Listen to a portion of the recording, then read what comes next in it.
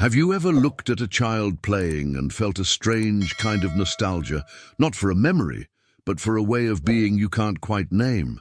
There's something they have that you once possessed, but somewhere along the way, quietly and without ceremony, you let it slip through your fingers. What if I told you that the person you've become isn't really you at all, but rather a carefully constructed survival mechanism designed to help you fit into a world that never actually required you to change? Before we go any further, I want to ask you something. Hit that like button right now if this question resonates with you, and drop a comment letting me know where in the world you're watching from today. I always love seeing our global community come together around these profound topics. And if you haven't already subscribed, go ahead and click that subscribe button and turn on the notification bell, because what we're exploring today is just the beginning of a journey that could fundamentally shift how you see yourself and your place in reality. Now think back for a moment when you were very young, before you learned your name, before you understood the concept of time, before anyone told you who you were supposed to be. There was a version of you that simply existed. You didn't interpret experiences, you lived them. You didn't analyze your emotions, you felt them completely. You didn't question your worth, you simply were. Has this ever happened to you? You catch a glimpse of that. Effortless presence in a moment of complete absorption, maybe watching a sunset or losing yourself in music, and then just as quickly, the analyzing mind returns and the moment dissolves. Here's what most people don't realize. That shift from pure presence to constant interpretation wasn't random.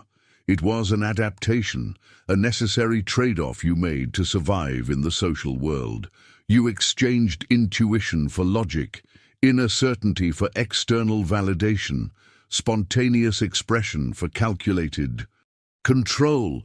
Every time someone corrected you, every time you were praised for being a certain way, every time you felt the sting of not belonging, you learned to fragment yourself, keeping certain parts visible while hiding others in shadow. Stay with me here, because what you're about to discover might completely reframe everything you thought you knew about personal growth and self-improvement.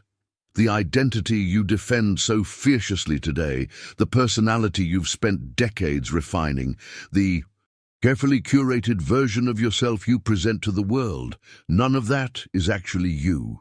It's a costume you learned to wear so convincingly that you forgot there was anything underneath. But what if you could remember? What if there was a way to reconnect with that original consciousness, that undivided presence that existed before the fragmentation began? The ancient wisdom traditions have always pointed to this possibility, and modern psychology is finally beginning to catch up. The journey back isn't about adding something new or becoming someone better. It's about unlearning, unraveling, and ultimately remembering what was always there. This forgetting you experienced wasn't a mistake or a spiritual failing.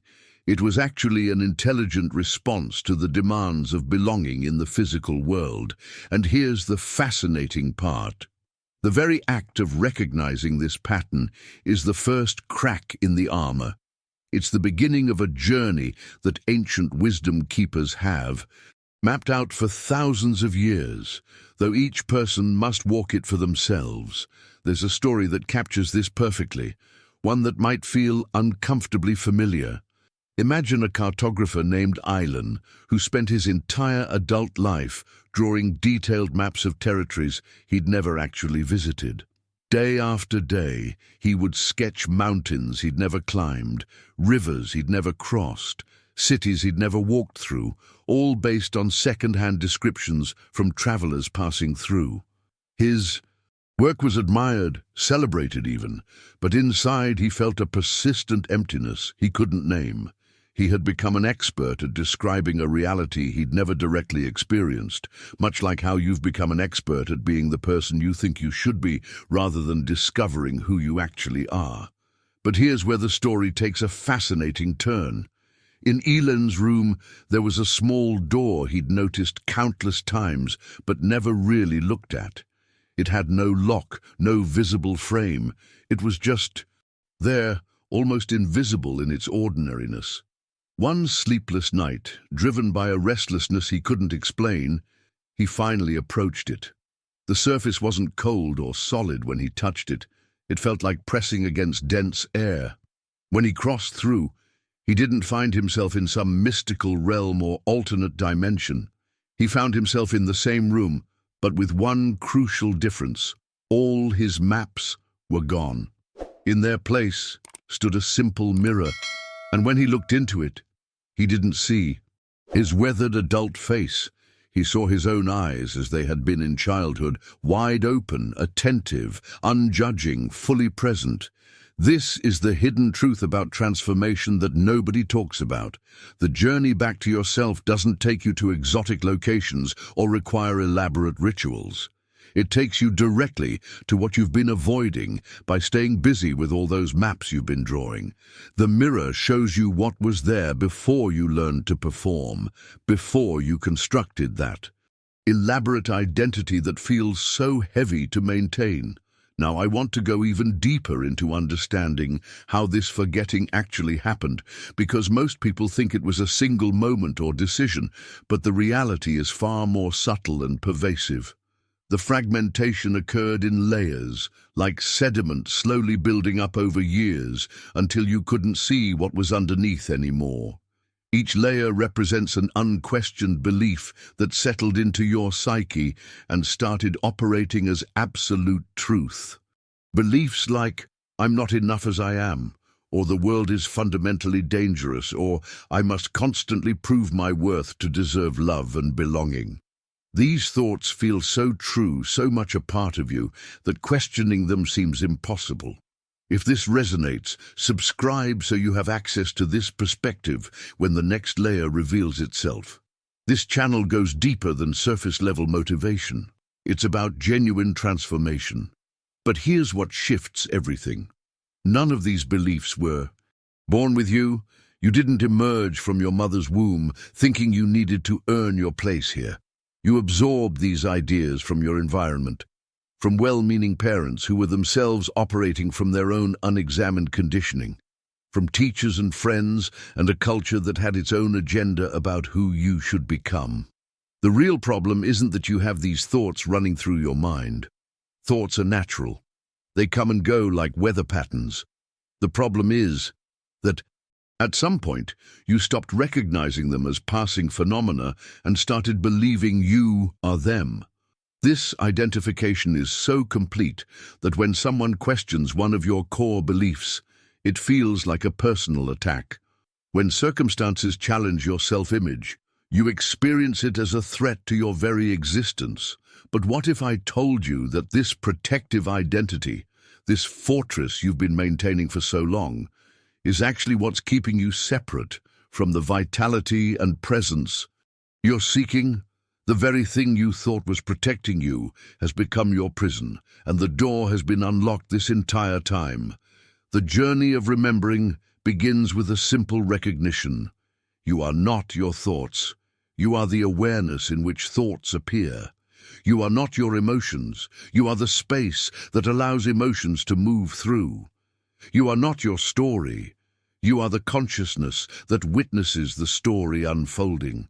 This isn't just philosophical speculation.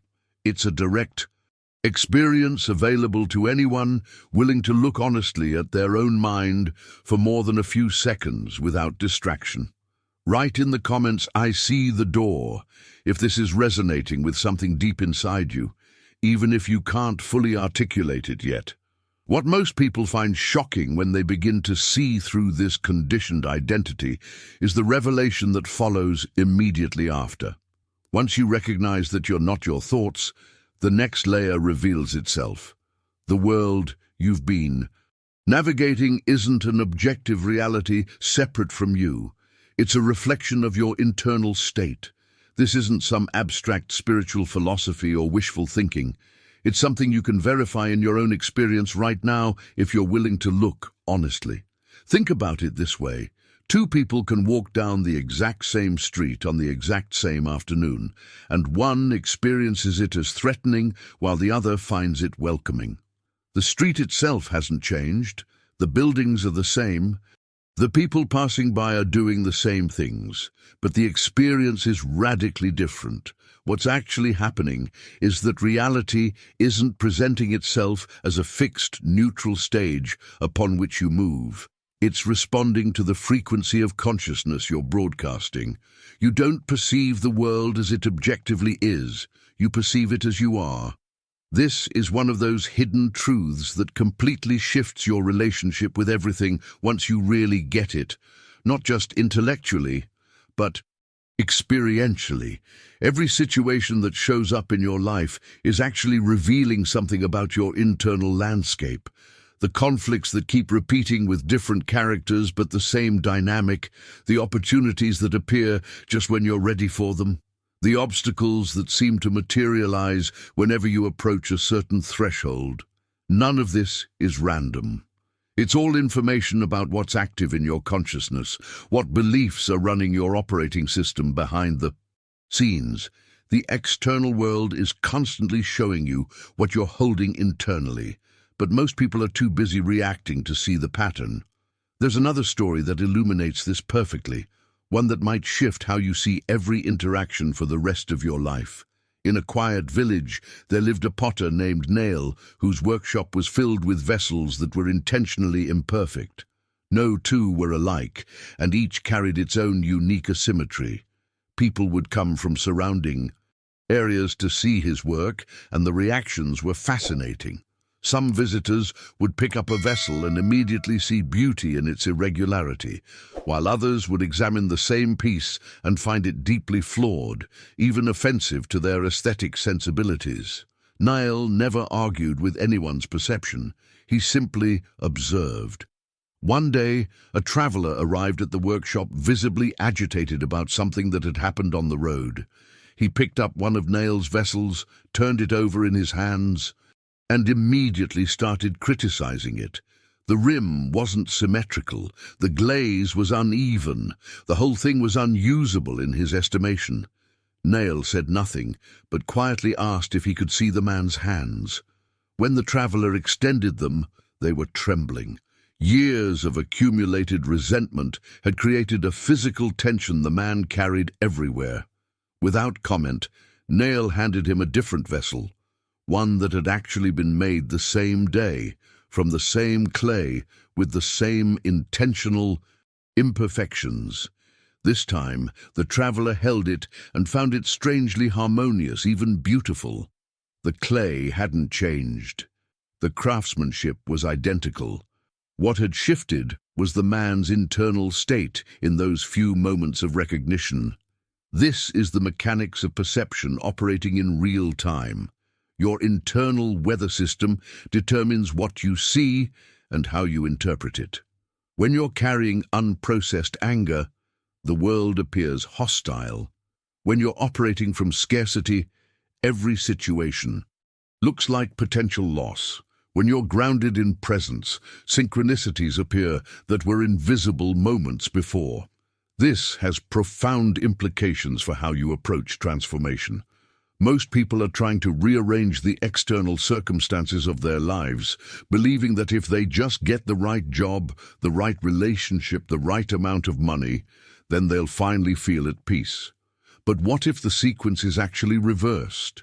What if your internal state has to shift first, and then the external naturally reorganizes to match it? Not through magical thinking or positive affirmations plastered over unresolved pain, but through genuine shifts in consciousness that change what you're capable of perceiving and therefore experiencing. Drop a comment saying, "I'm the observer," if you're starting to recognize how this works in your own life. The moment you grasp that your internal state shapes what you perceive, another uncomfortable truth emerges from the shadows. If there's constant conflict surrounding you, if drama seems to follow you from relationship to relationship, from workplace to workplace, it's not because you're cursed or the universe has it out for you. Something within your own consciousness still perceives itself in fundamental struggle, and the external world is simply mirroring that back with perfect precision. This isn't about blame or making you wrong. It's about recognizing that nothing appears in your experience to bother you. Everything appears to inform you. Every repeated pattern is a signal, not a punishment. When you start to see life through this lens, it becomes impossible to remain a victim of circumstances. That doesn't mean difficult things won't happen or that you won't face genuine challenges. It means you stop interpreting every obstacle as evidence that something's wrong with you or the world, and you start reading them as information about what's still unresolved in your inner landscape. The person who betrayed you is showing you where you haven't learned to trust yourself. The opportunity that fell through is revealing where you're not yet ready to receive. The health issue that won't resolve is pointing to emotional material you're still storing in your body. None of this is mystical or esoteric. It's just mechanics that most people aren't aware of because they've never been taught to look. But here's where it gets really interesting. And this is something that might completely reframe decades of exhaustion you've been carrying. At some point during that process of forgetting who you really were, you developed a belief that became the foundation of how you navigate reality. You learned, probably very young, that if you don't control everything, absolute chaos will follow. This wasn't a conscious decision you made after careful consideration. It was an adaptation to an environment that felt unpredictable, possibly unsafe, certainly unreliable. So you started living with clenched fists, both, literally and metaphorically, trying to hold everything together through sheer force of will and constant vigilance. Think about how this plays out in your daily life. You wake up already rehearsing conversations that haven't happened yet. You're constantly scanning for problems before they arise. You're managing other people's emotions to prevent outcomes you fear. You're 3 steps ahead in every interaction, calculating, strategizing, never fully present because you're too busy trying to control what comes next. And the cruel irony is that this approach, which you adopted to create safety and stability, is actually generating the very tension and instability you're trying to avoid. The more tightly you grip, the more brittle everything becomes. This need to control didn't come from wisdom or strength. It came from fear. Fear that if you let your guard down, something terrible will happen. Fear that you're not capable of handling what life brings. Fear that without your constant intervention, everything will fall apart. But what most people discover when they finally exhaust themselves enough to let go, even slightly, is that life has an intelligence far beyond what the controlling mind can comprehend. There's an organic flow to how things unfold when you're not constantly interfering with your anxiety, disguised as preparation. The transformation that's possible here isn't about gaining more control or becoming better at managing outcomes. It's about recognizing that the control was always an illusion, a story you told yourself to feel less vulnerable in a reality that by its nature includes uncertainty. When you start to see this, you might notice how tired you actually are. Not just physically tired, but tired at a soul level from decades of trying to direct an orchestra while simultaneously playing every instrument.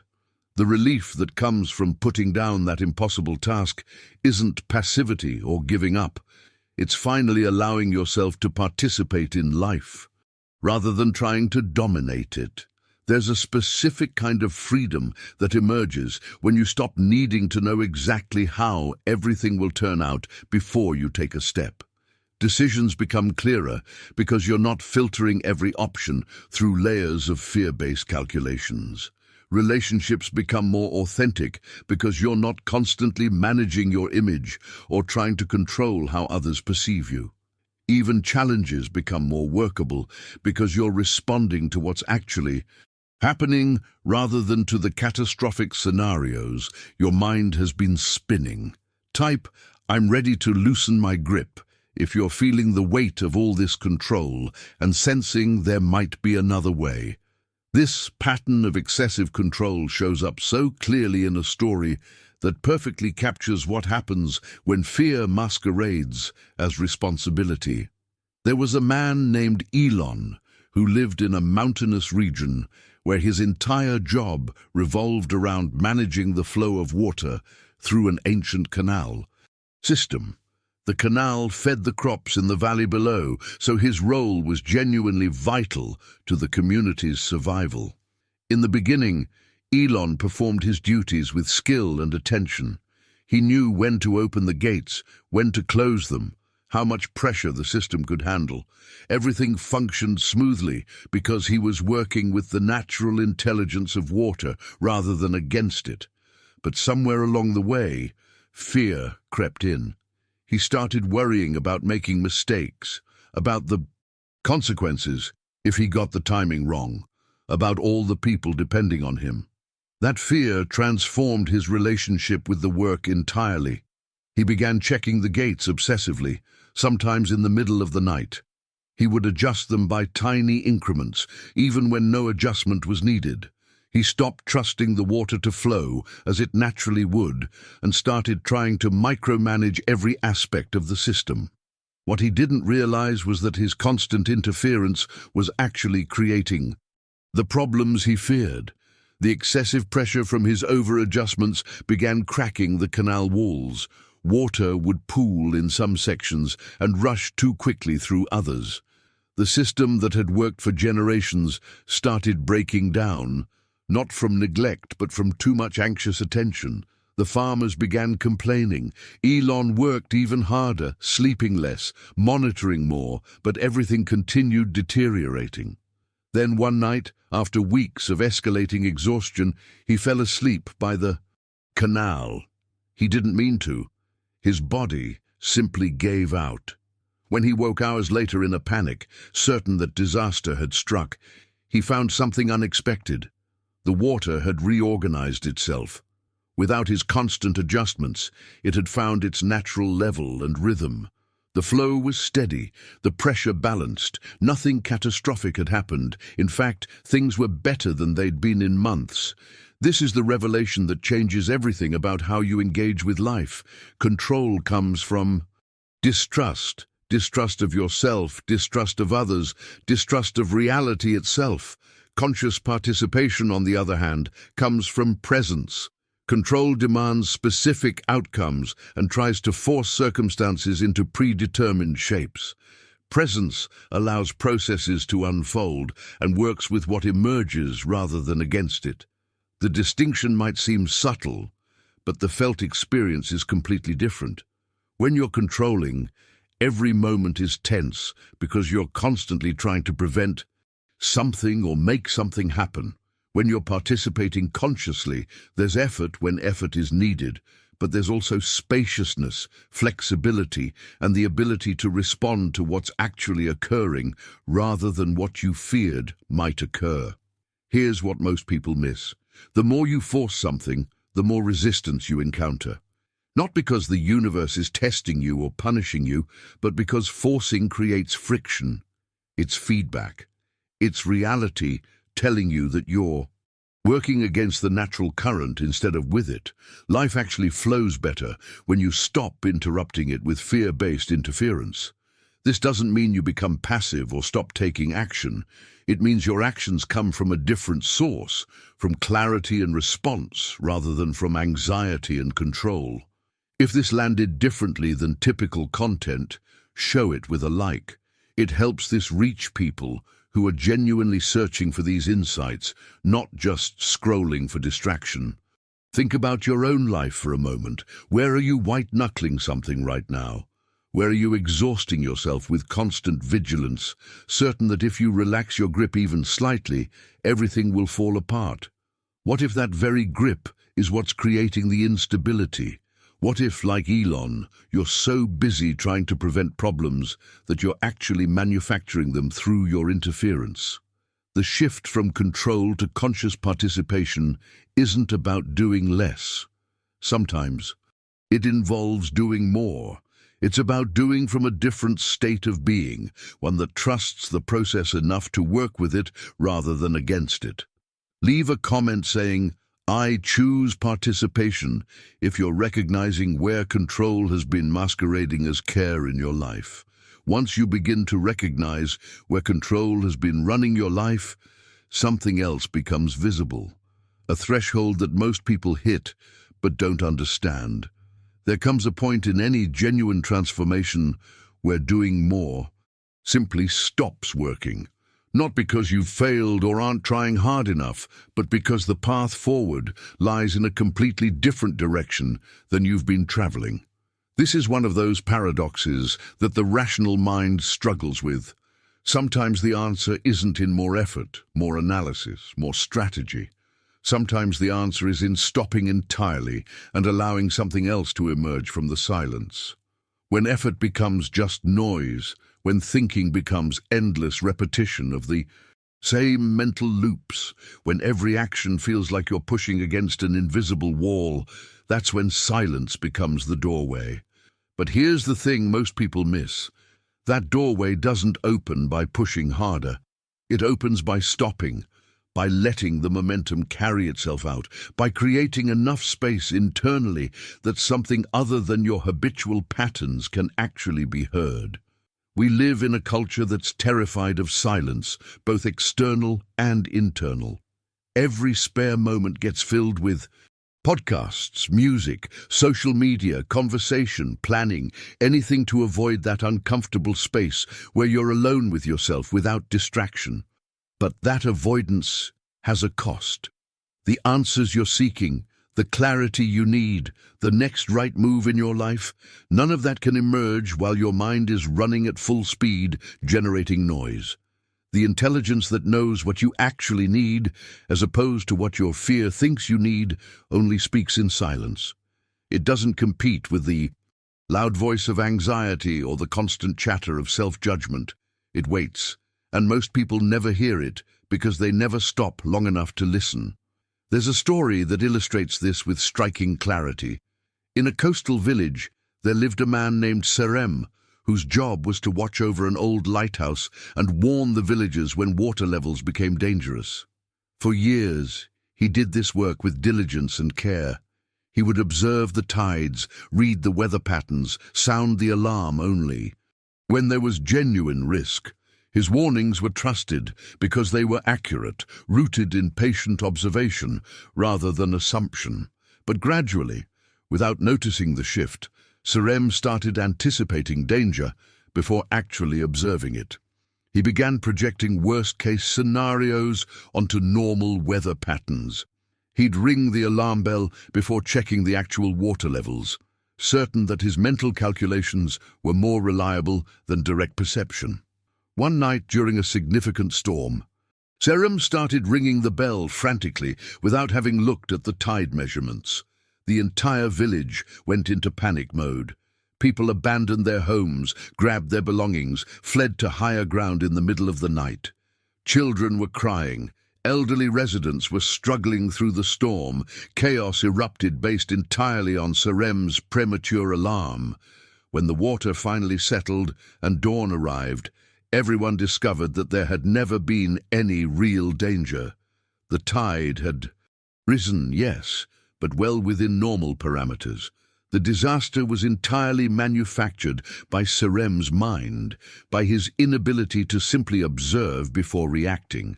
The shame he felt was crushing, but it led to something crucial. He stopped trusting his mental projections more than reality itself. He learned to sit in silence first, to actually observe what was happening rather than what he feared might happen. His warnings became accurate again, not because he developed some new skill, but because he stopped interfering with his own perception. He allowed silence to inform him before action took over. This is precisely the shift that becomes available when you're willing to stop doing long enough to be present with what actually is.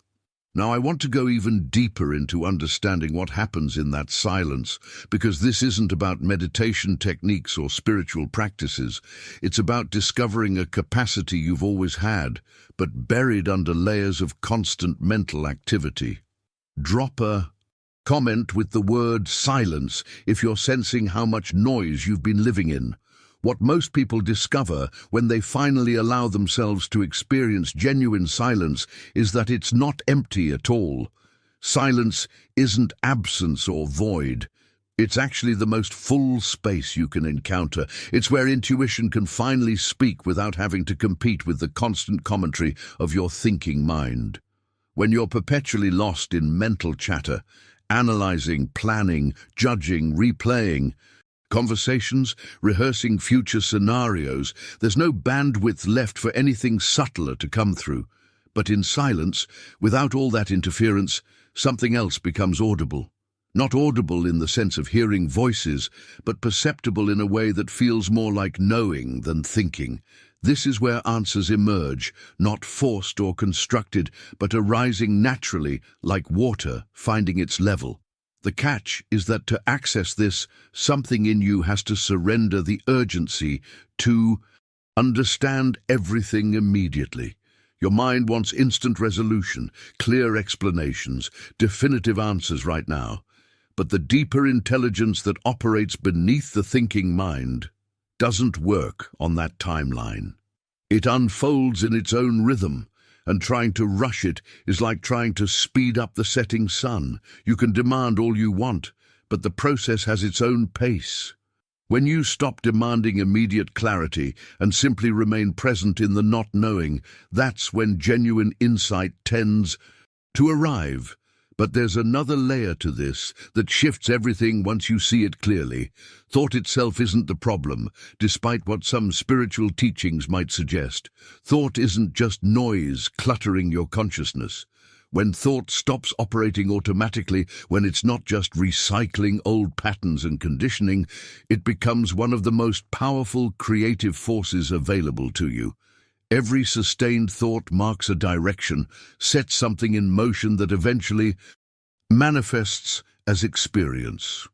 What appears in your life as external circumstance right now, the relationships, the opportunities, the obstacles, the repeating patterns, all of it began at some point as an accepted idea held in your consciousness.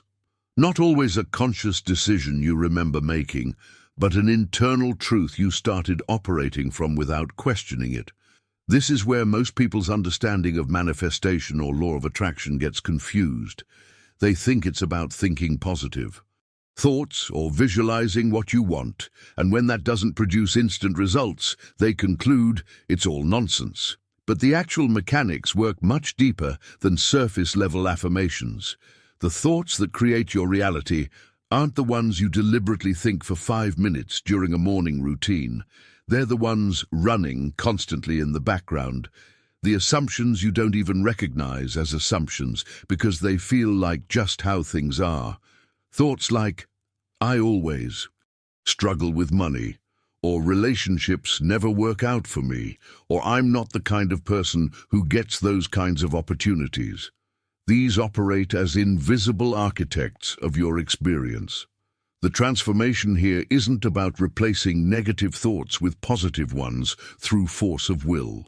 It's about becoming conscious of which thoughts you're sustaining, which internal narratives you're feeding with your attention and belief, because your attention is what gives thoughts their creative power. A thought that passes through your mind once has virtually no impact.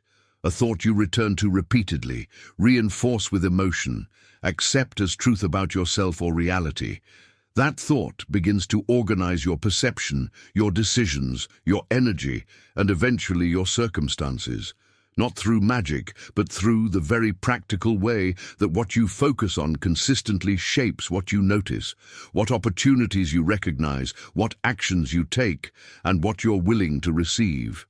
This is why two people can be in virtually identical situations and have completely different experiences of what's possible. One person holds thoughts that close doors before they even see them. Another holds thoughts that leave them open to possibilities they weren't expecting. Same external reality, radically different internal operating system, and therefore radically different lived experience. The hidden truth that most people never grasp is that you're not a passive receiver of thoughts. You're selecting which ones to sustain, which ones to believe, which ones to let define your sense of what's possible. And that selection process, whether conscious or unconscious, is creating your future right now. Write, "I choose my thoughts" in the comments if you're recognizing how much power you've been giving to automatic thinking patterns. Once you start paying attention to the thoughts you're sustaining, you'll likely make a discovery similar to what happened to a man named Alan. He worked as a scribe in a registry office, spending his days copying contracts and legal agreements between other people. It was meticulous work that required precision, but inside he felt this persistent sense of being stuck. Every project he started would begin with enthusiasm, but then stall out before completion. Every relationship would show promise and then fade without clear reason. He'd explain it away as bad timing or bad luck, never quite seeing the pattern behind the pattern.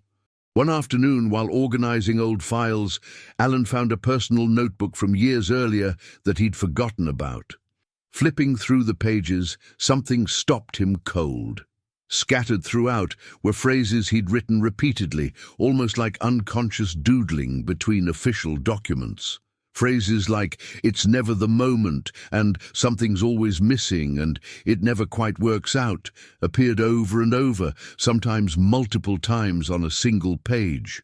He didn't remember writing them with any particular intention. They just spilled out while his conscious mind was focused elsewhere. But seeing them compiled like that, seeing the sheer repetition, something clicked. These weren't just random thoughts. They were internal contracts he'd been signing and re-signing for years, agreements with reality about how things would unfold for him. And life, with perfect precision, had been fulfilling those contracts exactly as written. This revelation changed everything for Alan, not immediately, but gradually, as he began to see how his internal dialogue was literally authoring his experience. The thoughts weren't describing his reality, they were creating it. This is one of those shifts in perspective that seems simple but has massive implications for how you navigate everything that follows. Most people go through life assuming their thoughts are just commentary on what's happening to them, neutral observations of an independent reality. But conscious thinking reveals something far more powerful and simultaneously more sobering. Your thoughts, especially the ones you repeat without questioning, are structuring the very reality you think you're observing.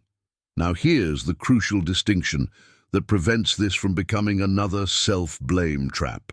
Conscious thinking doesn't mean you need to control every single idea that passes through your awareness. That would be exhausting and impossible. Thoughts arise constantly, thousands per day, most of them completely inconsequential. The difference is between passing thoughts and root thoughts. Passing thoughts come and go like weather. They blow through your consciousness and dissipate naturally if you don't grab onto them.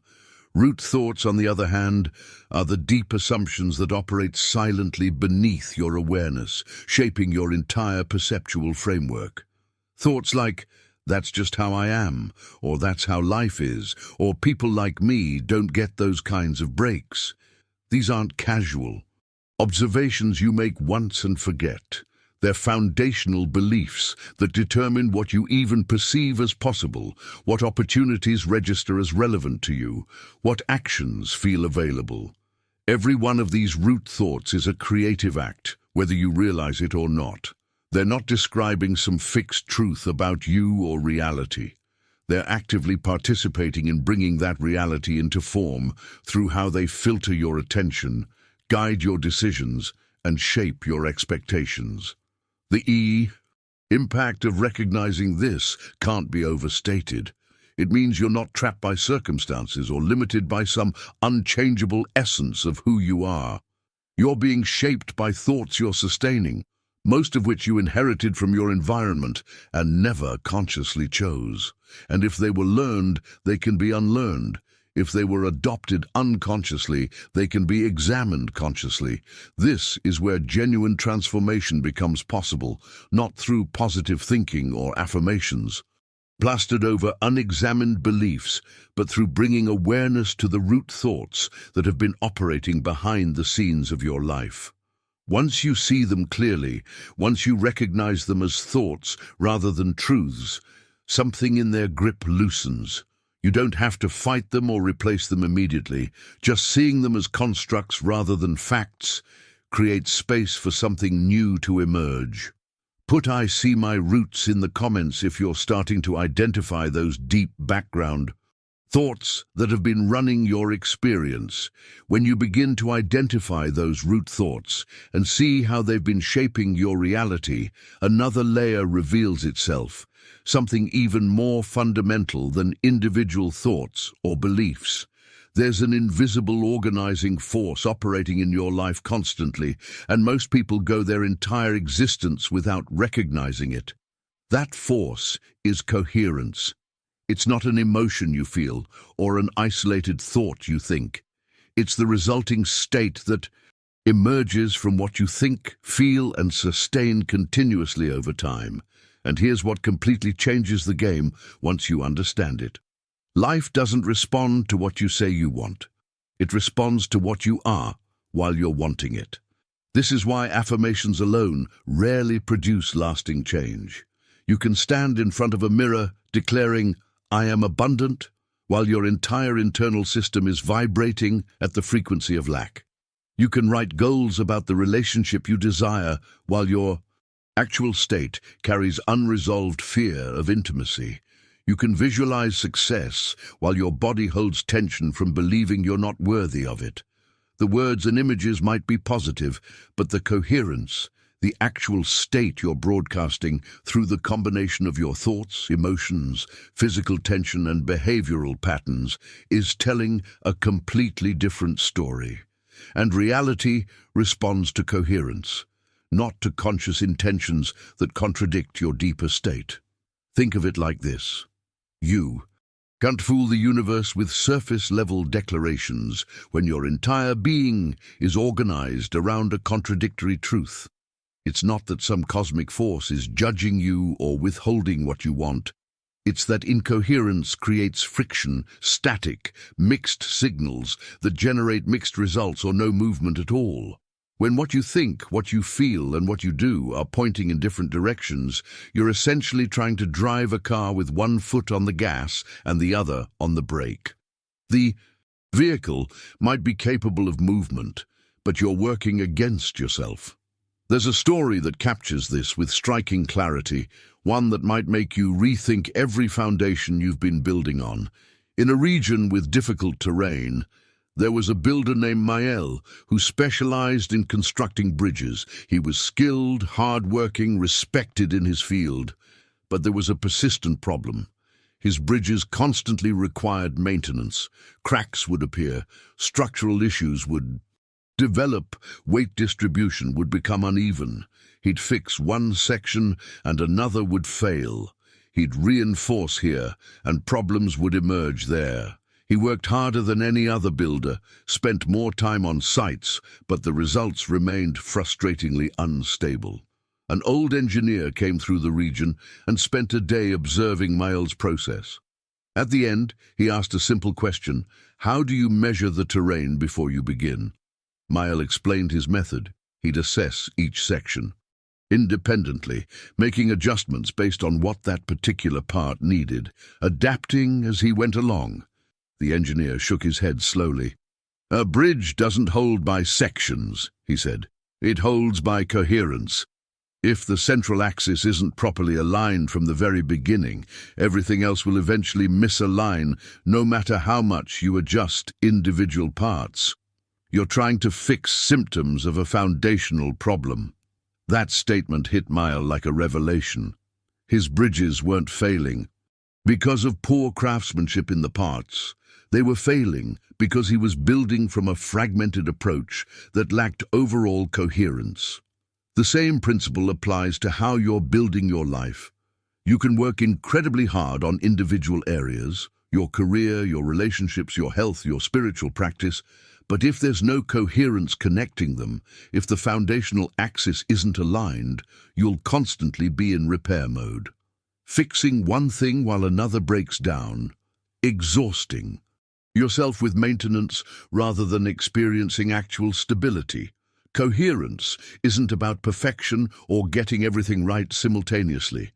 It's about alignment between your inner and outer worlds, between what you claim to value and how you actually spend your energy, between the future you say you want and the person you're being right now. When those elements align, even imperfectly, there's a structural integrity that allows sustainable movement forward. When they're fragmented, you might achieve temporary wins, but nothing quite holds. Type alignment over perfection if this is landing for you in a new way. The question that begins to illuminate your path toward genuine coherence is deceptively simple, but devastatingly accurate. It's not asking what you're doing, it's asking from where you're doing it. Are you operating from a state of calm or from urgency, from trust or from defense, from openness or from contraction? This isn't a philosophical inquiry meant for contemplation on a meditation cushion.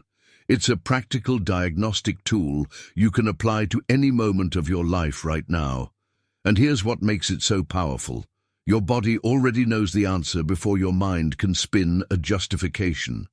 Notice the physical sensations as you move through your day. Muscle tension that has no physical cause, shallow breathing that restricts your capacity, a constant sense of hurry even when there's no actual deadline. These are all clear indicators of internal incoherence. They're your system trying to tell you that something is misaligned, that you're operating from a state that's working against your well-being rather than supporting it. Most people override these signals constantly, medicating them with coffee or alcohol or distraction, pushing through the resistance because they've been taught that discomfort is just part of working hard. But there's a profound difference between the discomfort of growth and the discomfort of misalignment. One leaves you tired but satisfied. The other leaves you depleted and disconnected. When you start asking yourself not just what you're doing, but from what state you're doing it, patterns become visible that were previously invisible. You notice that the same task feels completely different when approached from calm versus from urgency.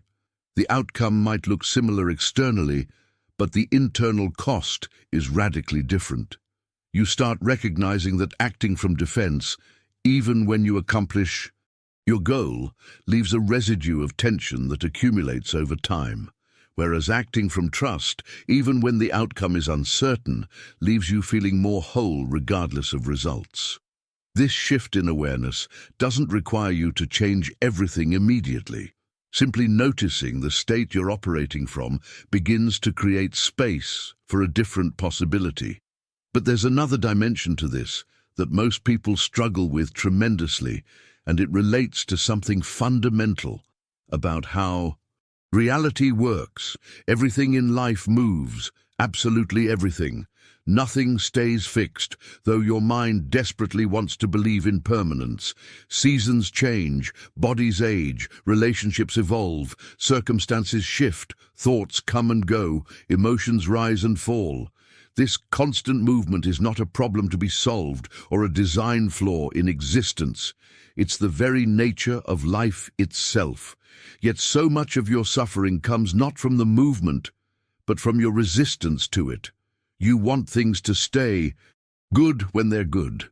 You want pain to end immediately when it arrives. You want clarity to remain once you've found it and confusion to never return. You want the people you love to stay exactly as they are, and situations that feel secure to never change.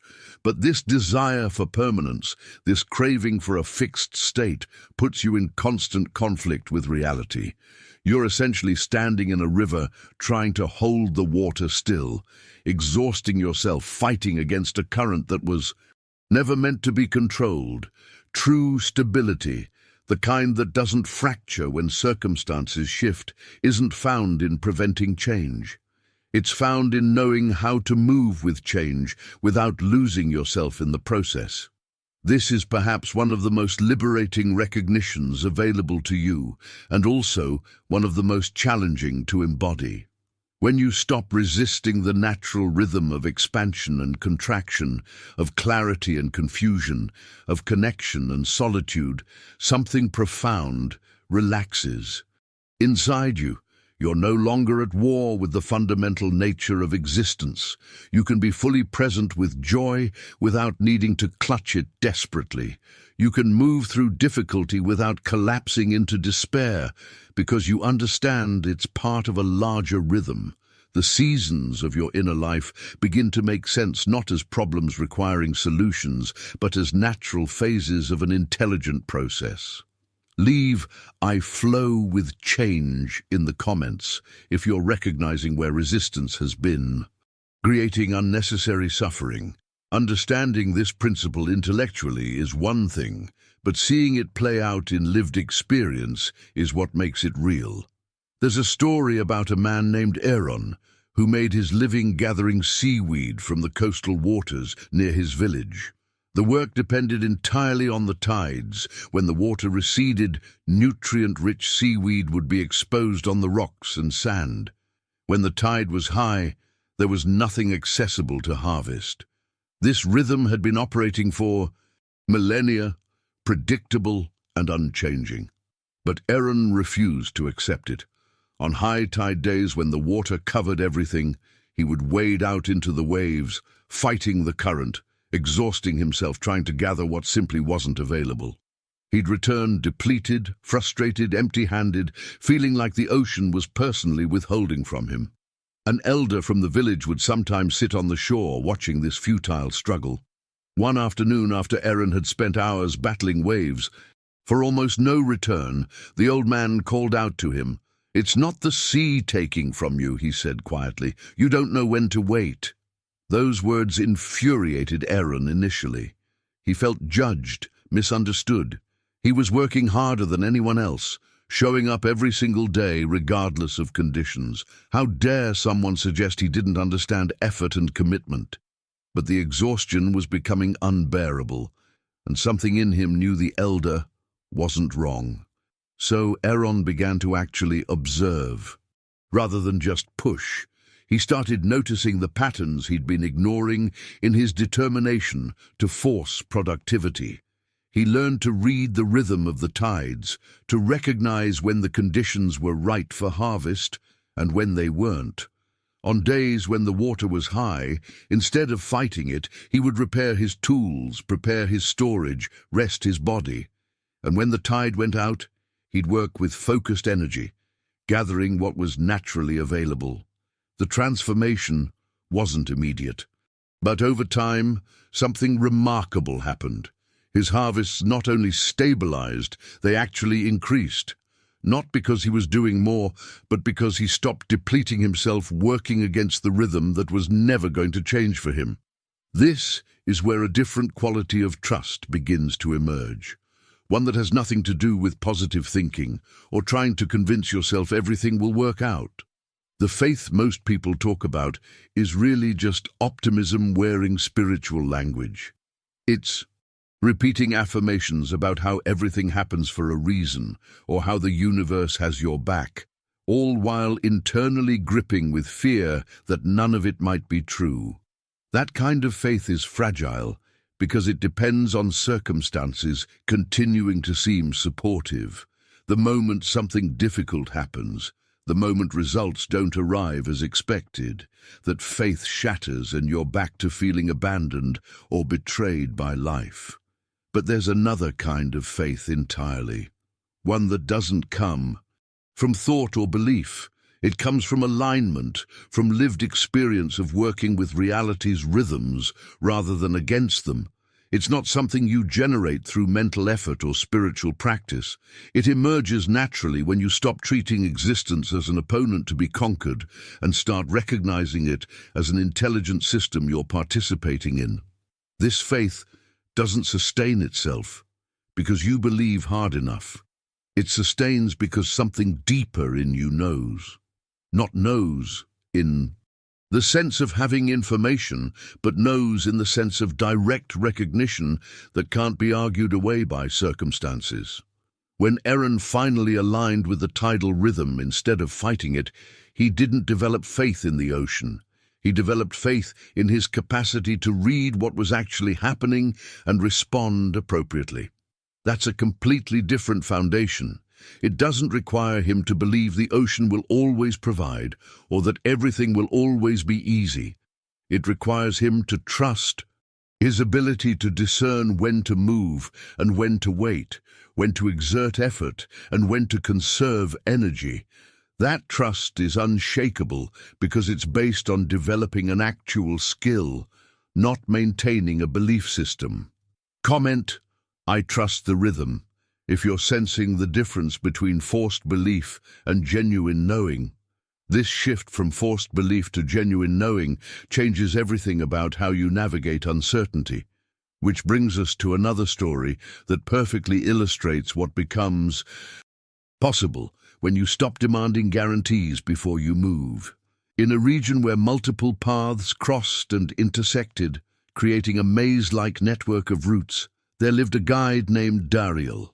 Travelers would come to him constantly asking for detailed maps, wanting to know exactly which turns to take, how long each segment would be, what landmarks to expect, what difficulties they might encounter. They wanted the entire journey laid out before taking a single step. Dariel's response frustrated most of them. He'd simply point toward a direction and say, "Walk until you see, then the path will show itself." Some people would stand there arguing with him, insisting it was irresponsible to send someone into unknown territory without complete information. They'd demand more details, more assurance, more certainty, and they'd remain stuck at the starting point, unable to move because they were waiting for a level of clarity that doesn't exist before you actually begin. But others, perhaps, driven more by necessity than courage, would simply start walking, and something remarkable would happen. As they moved forward, new perspectives would open up. Paths that weren't visible from the starting point would become clear. Decisions that seemed impossible to make without complete information would become obvious when they actually arrived at the crossroads. The journey would unfold not because they had all the answers, but because they were willing to take the next visible step without needing to see the entire route. This is the faith that emerges from alignment rather than belief. It's not blind, it's actually more discerning than the demand for total certainty, because it recognizes that some things can only be known through engagement, not through analysis from a distance. You can't think your way into clarity about decisions that require lived experience to reveal their rightness or wrongness. You have to move, adjust, move again, learning as you go. The people who never left Dariel's starting point weren't being wise or cautious. They were being controlled by a need for guarantees that life simply doesn't provide. But what determines which paths become visible to you, which opportunities you even recognize as opportunities, which doors you notice are already open? This is where we touch on something that operates constantly in your life, whether you're aware of it or not. Nothing in your experience is actually static, despite appearances. Everything is moving, shifting, responding, even when it seems fixed and unchanging. And that movement, that flow of possibility and manifestation follows a precise direction that's determined by something you exercise every single instant of your waking life: your attention. Energy follows attention with mechanical precision. Where you place your focus sustainedly, that's where your life force flows, not where you casually glance once and forget, but where you return again and again, consciously or unconsciously. This isn't mystical, it's observable. When you're fixated on problems, you start seeing problems everywhere, even in neutral situations. When you're attuned to possibility, options appear that were literally invisible to you before. The circumstances haven't changed, but your attentional filter has, and therefore what you're capable of perceiving and acting on has transformed completely. Most people have never been taught that attention is a form of investment, perhaps the most valuable investment you make, because it directly shapes what you're capable of experiencing. You can have an incredible opportunity right in front of you, but if your attention is locked onto what's lacking or what might go wrong, you won't even register it as available. Your attention creates a selective filter through which reality passes, and whatever doesn't match that filter simply doesn't make it into your conscious awareness. This is why two people can live in the same house, work the same job, have access to the same resources, and experience completely different realities. Their attention is invested differently, and therefore their energy is flowing in different directions, creating divergent experiences of what seems like the same life. Right, attention is power if you're recognizing how much you've been unconsciously directing this most valuable resource.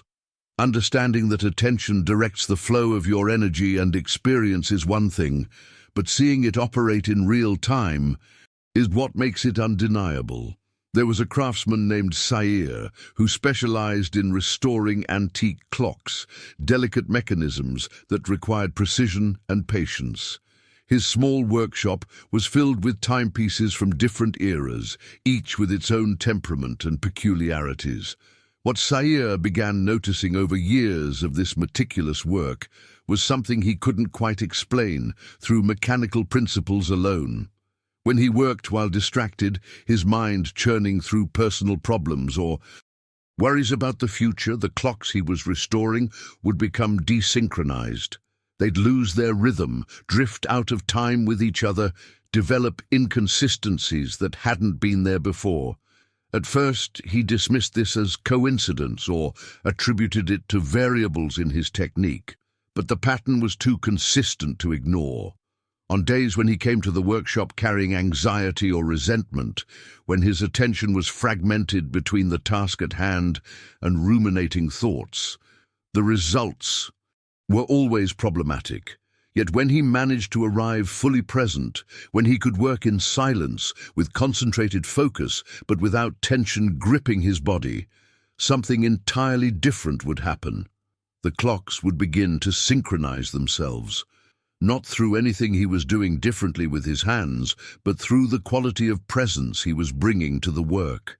They'd start beating at the same rhythm, as if responding to some invisible coherence field he was generating simply by being fully there. This phenomenon points to something profound about how attention actually functions. Attention isn't merely concentration or the ability to focus on one thing while blocking out distractions. It's a form of investment, and like any investment, it generates returns based on where and how you place it. When you give your attention to something, you're not just observing it passively, you're placing your presence there, and where presence goes, something activates. There's an energetic exchange happening that most people are completely unconscious of. The object of your attention receives something from you and simultaneously shapes something within you. What makes this particularly powerful and simultaneously concerning is that energy doesn't discriminate or judge the quality of what you're focusing on. It simply responds to constancy. It doesn't matter if you're giving sustained attention to possibilities or to problems, to gratitude or to grievances, to what you want to create or what you fear losing. Whatever most consistently occupies your mental and emotional space tends to grow, to expand, to become more present in your experience. This is why worry is so destructive.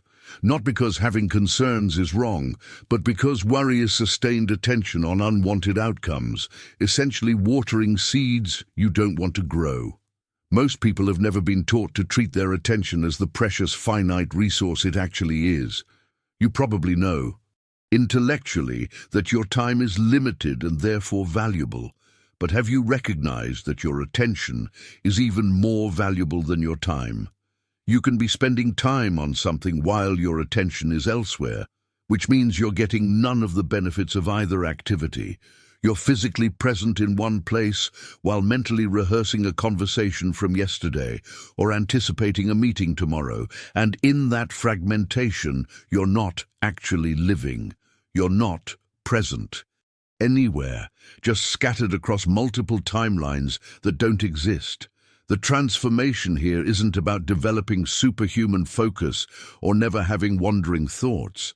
It's about becoming aware of where your attention habitually goes without conscious direction, those default patterns, where your mind automatically lands when it's not occupied with a specific task.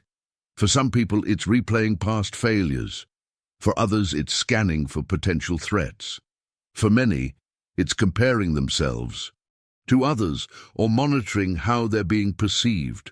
Whatever that default setting is, that's where a massive portion of your life energy is being unconsciously invested, and it's generating returns whether you want them or not. Drop "I guard my attention" in the comments if this is revealing where your energy has been going without your conscious choice.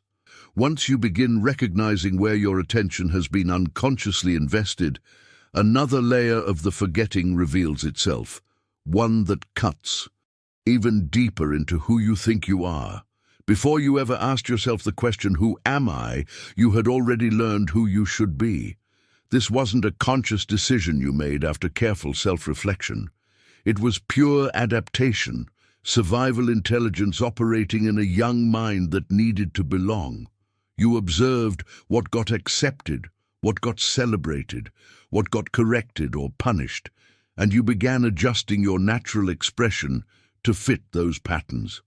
That's when your functional identity was born, the version of you that could navigate your family system, your school environment, your social world. It was useful, it was recognized, and it was simultaneously limited in ways you're only now beginning to see. The challenge is that this adapted identity became so familiar, so automatic, that you stopped recognizing it as a construction. It started feeling like who you actually are, like your essential nature rather than a role you learned to play.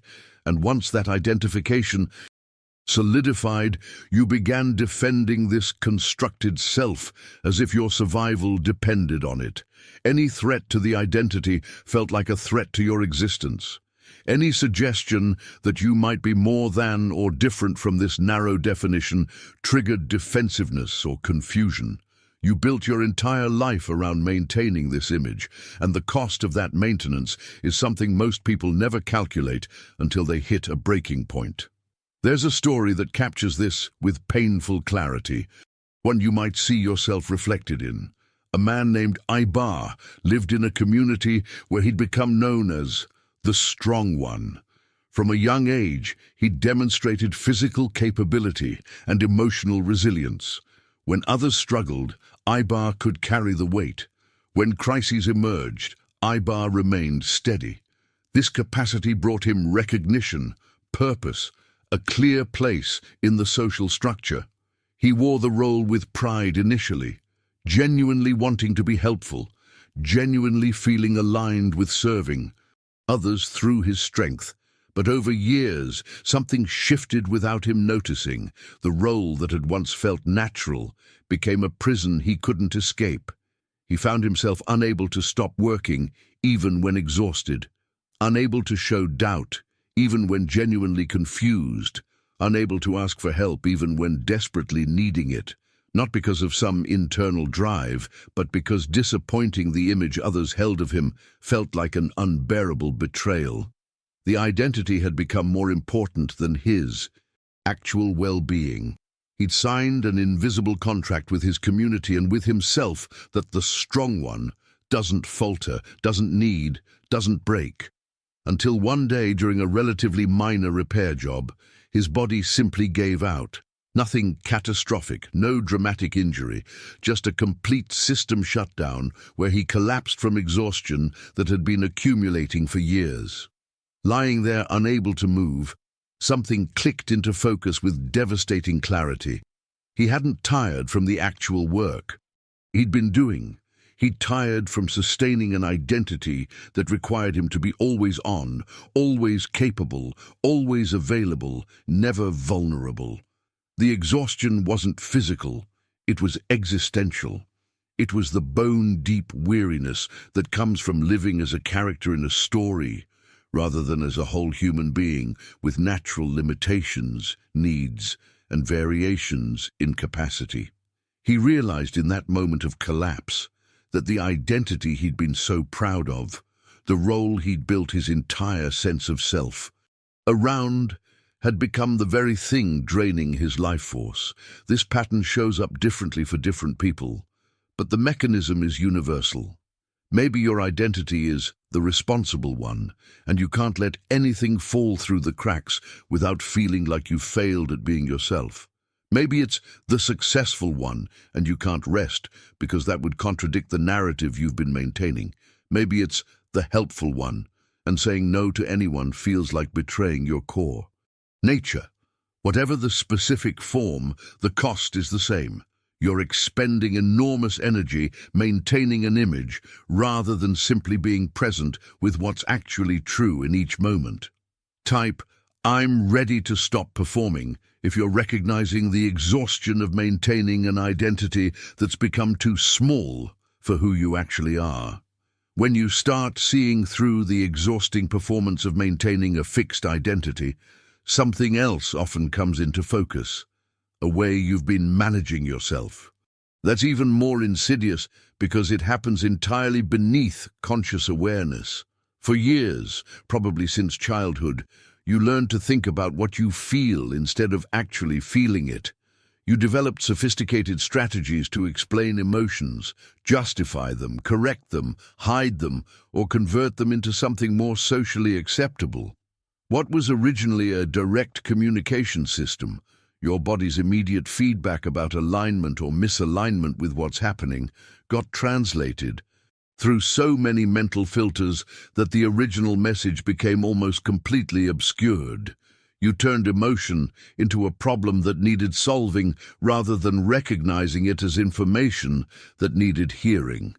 This distinction is crucial because it changes everything about how you relate to your internal experience.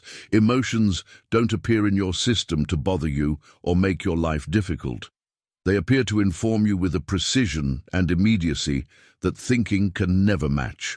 Before your mind can construct a rationalization, your body already knows when something feels right or wrong, safe or threatening, aligned or out of integrity.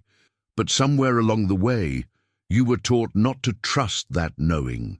You learned that emotions were unreliable, irrational, something to be managed or overcome rather than listened to and understood. The cost of this emotional illiteracy shows up everywhere once you start looking for it. You override signals from your body telling you to rest because you've decided rest is weakness. You push through relationships that feel wrong because you can't logically explain why they're not working. You stay in situations that drain you because the reasons for leaving don't sound valid when you try to articulate them.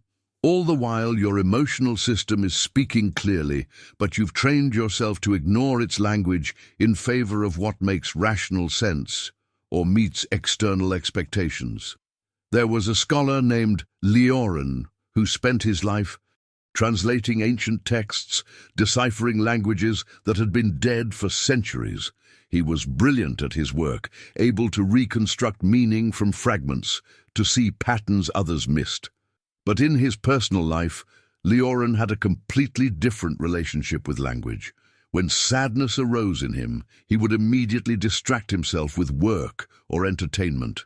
When anger appeared, he'd analyze it until it dissipated, explaining it away through psychological frameworks. When fear emerged, he'd minimize it, convince himself it was irrational.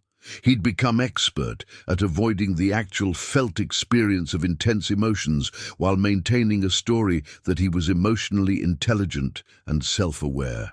One evening, working on a particularly damaged manuscript, he noticed something that stopped him. A key word in the text had been crossed out repeatedly, scratched through so many times it was barely visible beneath the marks. Without that word, the entire passage remained incomprehensible. The meaning couldn't be reconstructed through context alone. That specific term was essential. As he sat there staring at the censored word, something clicked with uncomfortable clarity.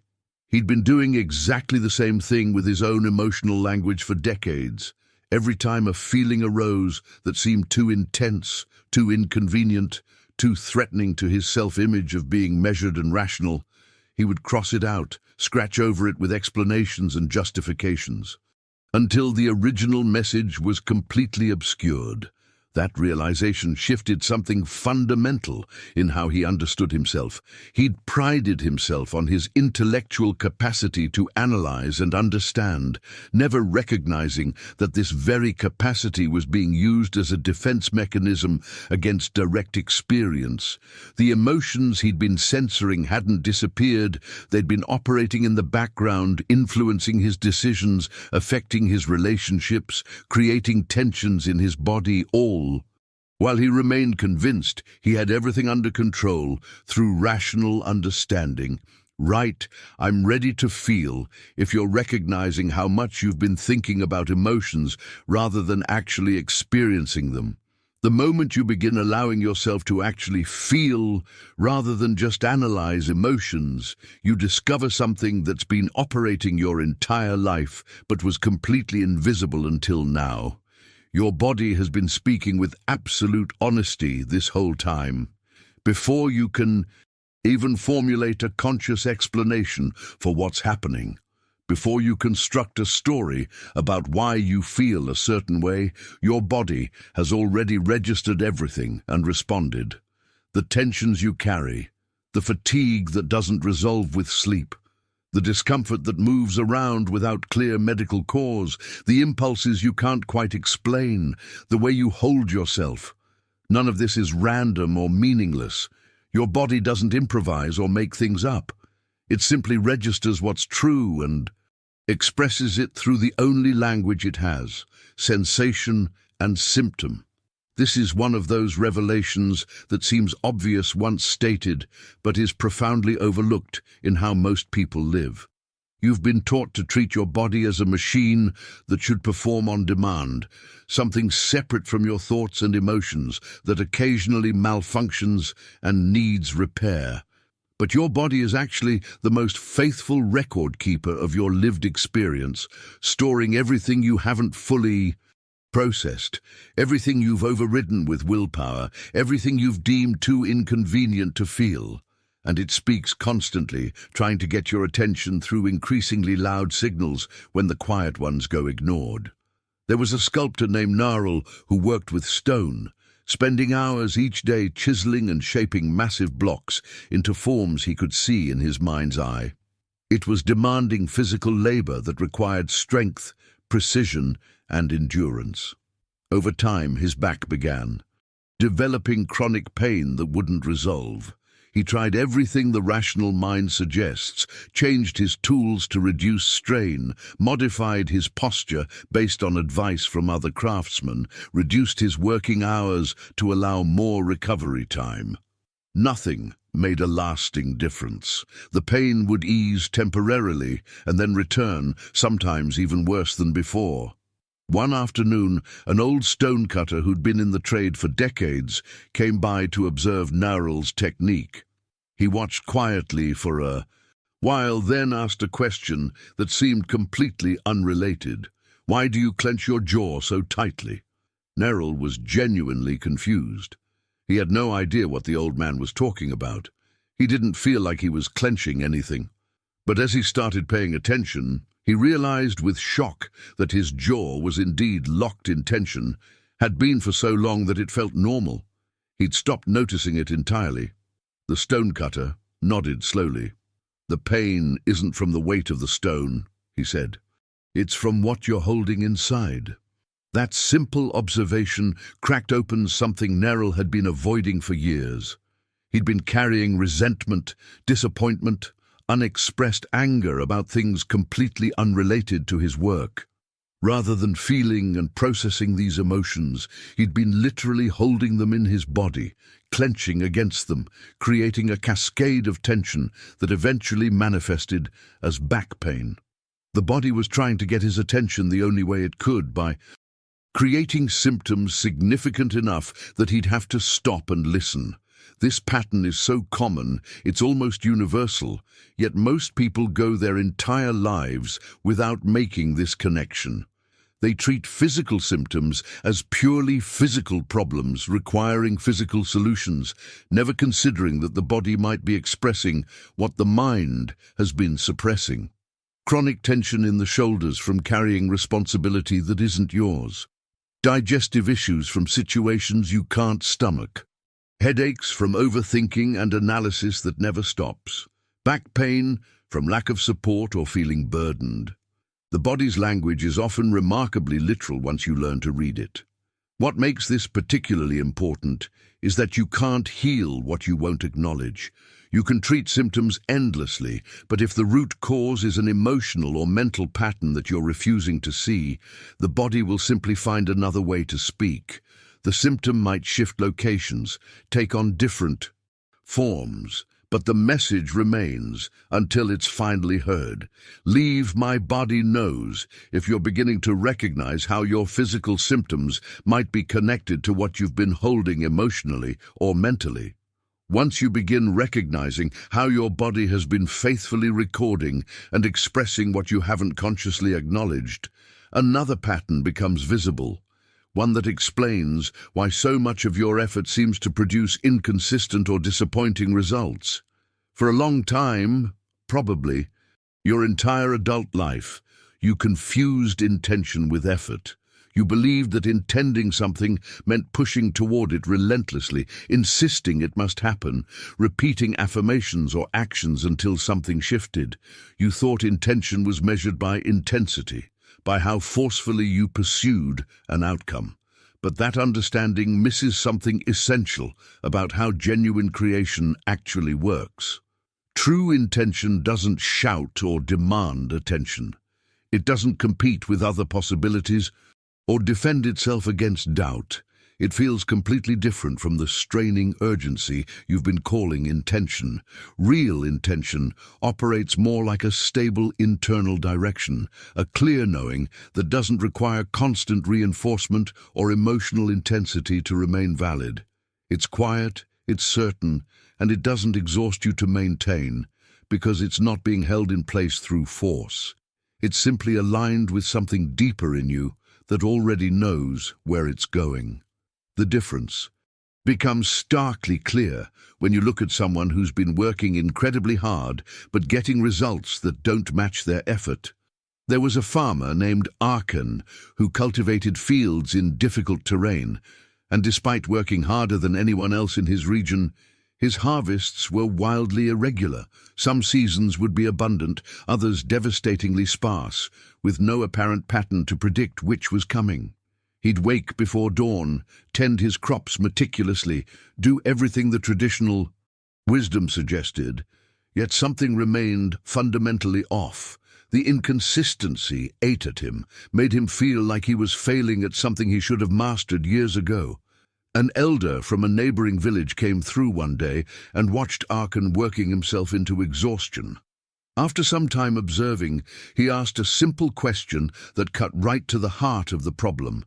"When do you plant?" Arkan answered without hesitation, almost defensively. "When I need it to grow. When I can't wait any longer. When the season demands it." The elder's response stopped him completely. "The earth doesn't respond to your need," he said quietly. "It responds to your reading. You're planting from urgency, not from listening." That statement landed like a revelation because it exposed something Arkan had never considered. He'd been approaching his work as if his determination and need should be enough to bend reality to his timeline. He was imposing his intention onto the land rather than aligning his actions with what the land was actually ready to receive. His intention was loud, forceful, driven by fear of scarcity and desperation for specific outcomes. But none of that mattered to the soil, to the weather patterns, to the natural intelligence that governs growth. All his pushing was actually working against the rhythm he needed to synchronize with. When Arkan finally learned to read rather than demand, to feel when the soil was truly receptive, when conditions were aligned, when his actions would be working with the natural flow rather than against it, everything stabilized, not because he worked less, but because his effort was now coherent with timing that extended beyond his personal urgency. His intention became genuine rather than desperate, rooted in presence rather than fear, and the results reflected that fundamental shift in approach. This is where most people's understanding of manifestation or goal achievement completely breaks down. They think it's about wanting something badly enough, affirming it intensely enough, working toward it relentlessly enough, but that's still operating from force, from the belief that reality is something to be conquered through determination. What actually creates sustainable results is intention that comes from alignment, knowing what you want with clarity, yes, but also developing the capacity to sense when the conditions are right for movement and when they're calling for patience. Comment: I align before I act. If you're recognizing where your forceful pushing has been working against natural timing, learning to align your intention with natural timing rather than imposing your urgency reveals something even more challenging to embody, a quality that's often completely misunderstood in both conventional and spiritual contexts. For a long time, you probably believed that detachment meant withdrawing from caring, from trying, from being genuinely involved in outcomes. Maybe you heard spiritual teachings about non-attachment and interpreted them as emotional distance or cultivated indifference, as if the goal was to stop wanting anything or caring about anyone. But that interpretation completely misses what true detachment actually offers. Real detachment isn't withdrawal or resignation, it's freedom. It's not the absence of connection or care, it's the absence of internal possession, of the desperate clinging that masquerades as love or commitment. What you've been calling attachment and defending as devotion is often something much less noble. It's fear wearing the mask of need, anxiety disguised as care, control pretending to be protection. And that false version of connection exhausts you while convincing you that exhaustion is the price of caring deeply. There's a crucial distinction here that changes everything once you see it clearly. Attachment says, I need this to be okay. Detachment says, I'm okay regardless. Attachment grips tightly because it believes that letting go even slightly means losing what matters. Detachment holds gently because it understands that true connection doesn't require imprisonment. This isn't semantic wordplay. It's the difference between relating to life from scarcity versus abundance, from fear versus trust, from fragmentation versus wholeness. Consider what happened to a man named Cale who made his living protecting valuable merchant caravans during long, dangerous journeys across regions known for bandits and harsh conditions. His role was genuinely important.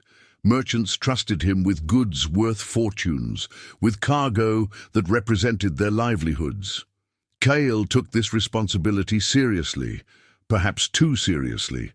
Over time, something shifted in him that he didn't consciously recognize. He stopped simply doing his job and started identifying completely with what he was guarding. The cargo became an extension of himself, and protecting it became inseparable from protecting his sense of worth and identity. This manifested in increasingly extreme vigilance. He wouldn't sleep, convinced that any moment of rest would be the moment everything was stolen. He stayed in constant alert, scanning for threats real and imagined, his nervous system never coming down from high activation. The merchants appreciated his dedication initially, but even they started noticing something unhealthy in his intensity.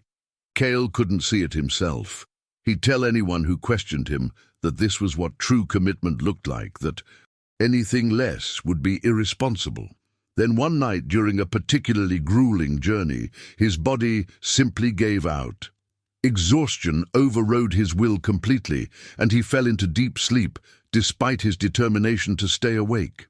When he woke hours later in a panic, certain that disaster had struck, during his unconscious vulnerability, he found everything exactly as it had been. Nothing was stolen. Nothing was damaged. The caravan had survived his rest without incident.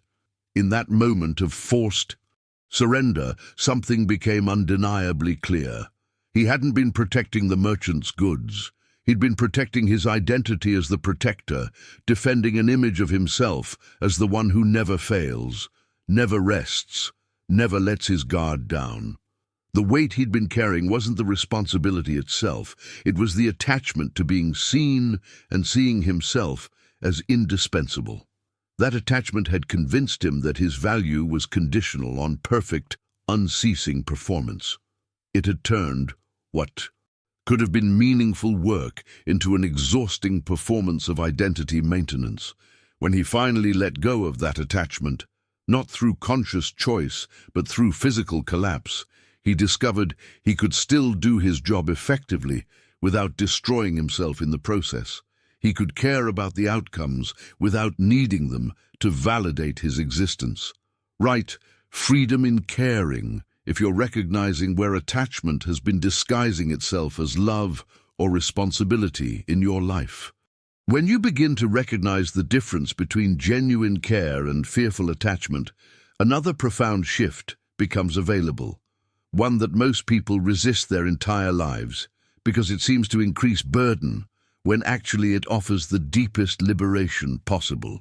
For a long time, probably since childhood, you understood responsibility as something heavy, something that weighs you down and restricts your freedom.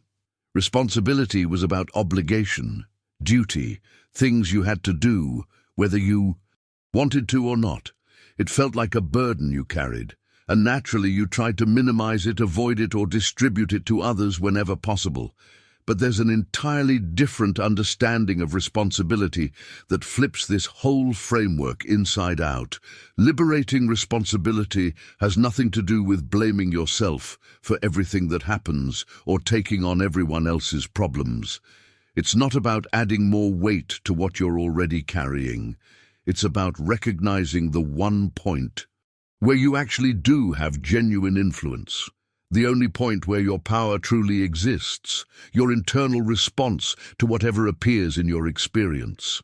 Not the circumstances themselves, not what other people do or don't do, not the conditions you were born into or the challenges that arrive uninvited. Your response, your interpretation, your choice about how to meet what's happening.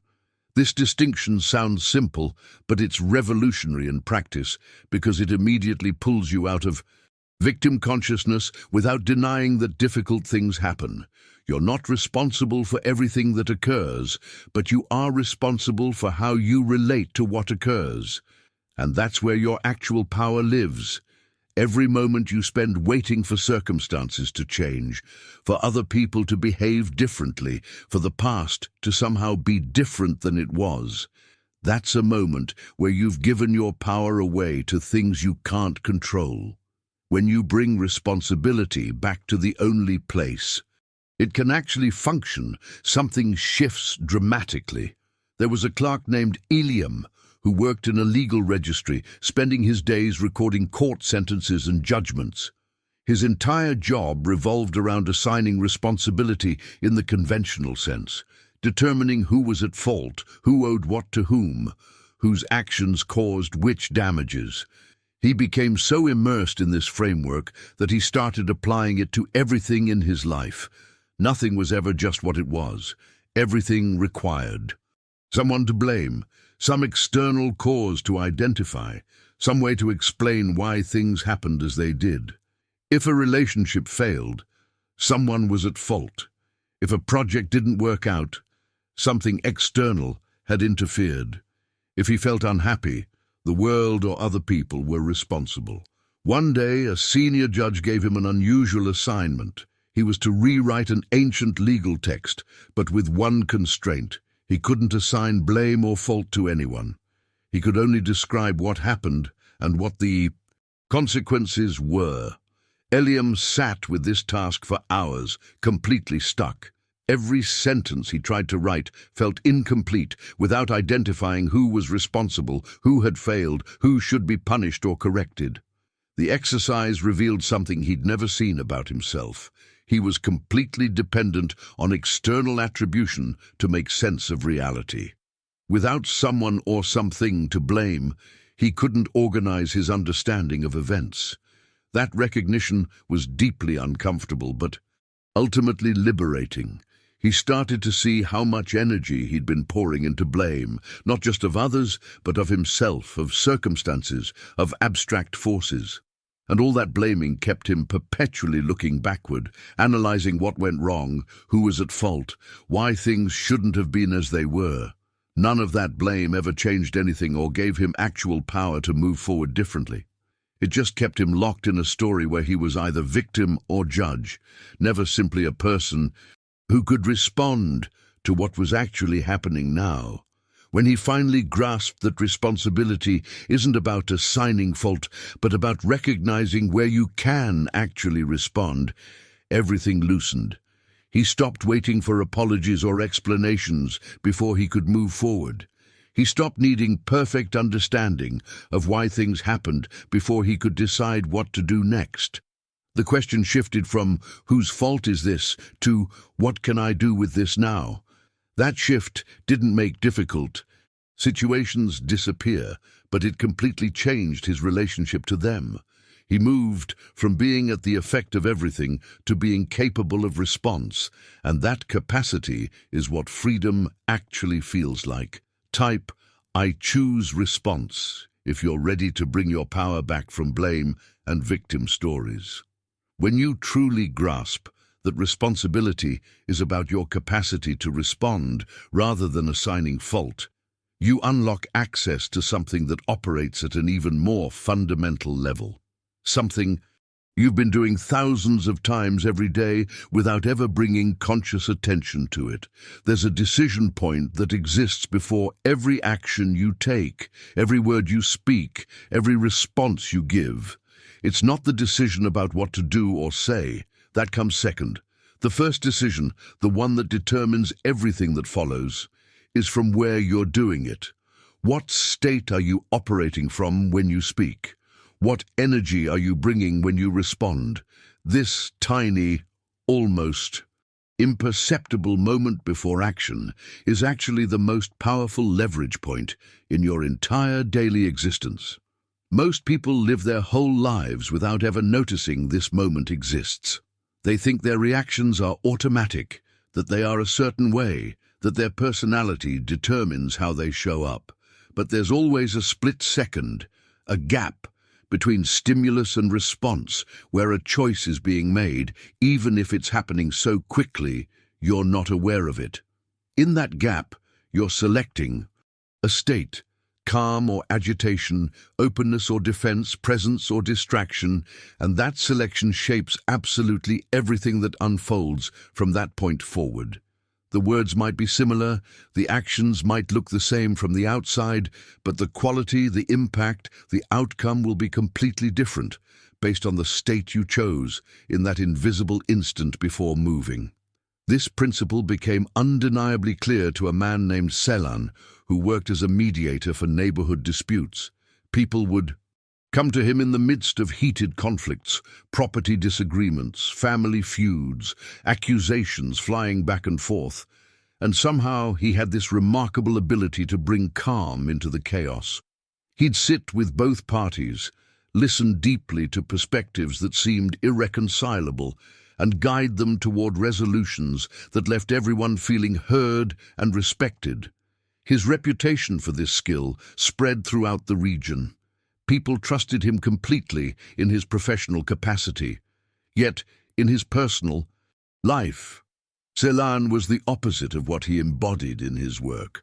At home with his family, he was impulsive, reactive, quick to anger over small things. In friendships, he'd take offense easily, respond defensively, escalate conflicts rather than diffuse them. He lived with this contradiction without really examining it, assuming that his professional demeanor was something he turned on for work, and his reactive nature was just who he actually was when he wasn't performing a role.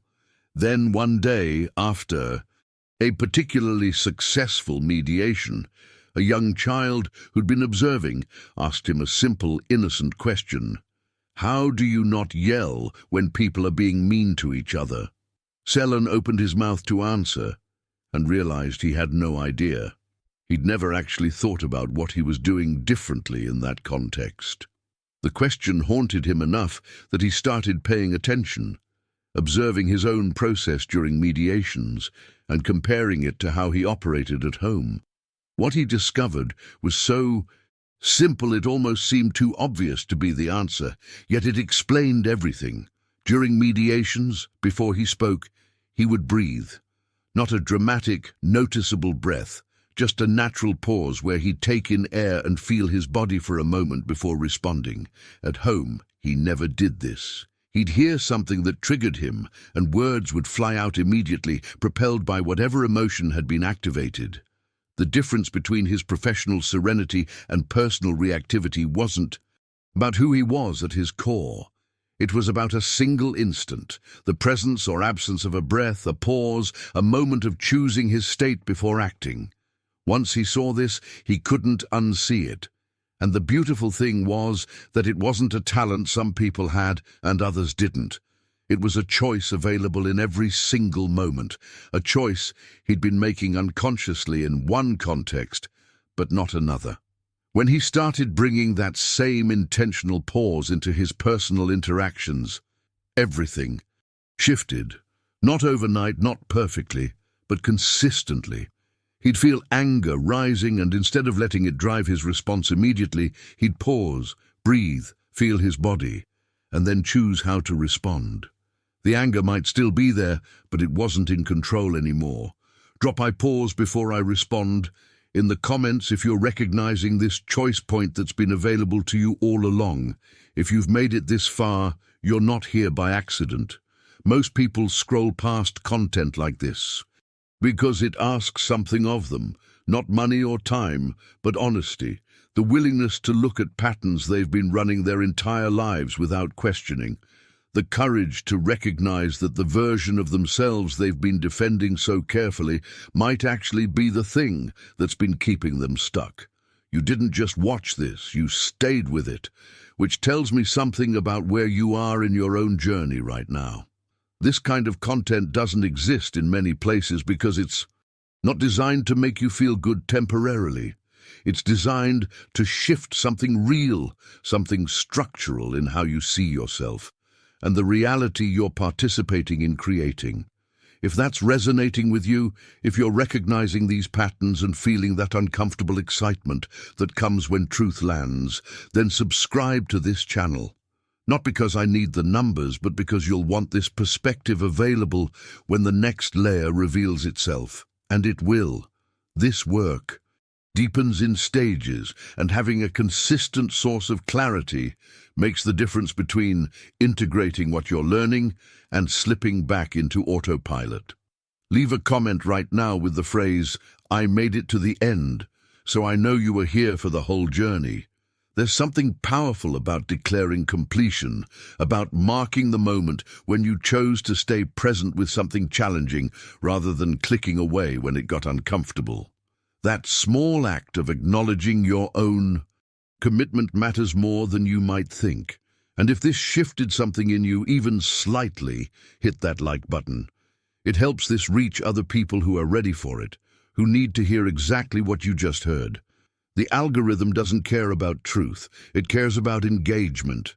Your like is how we beat that system and get this in front of the people who are actually searching for it, even if they don't know these are the words they need yet.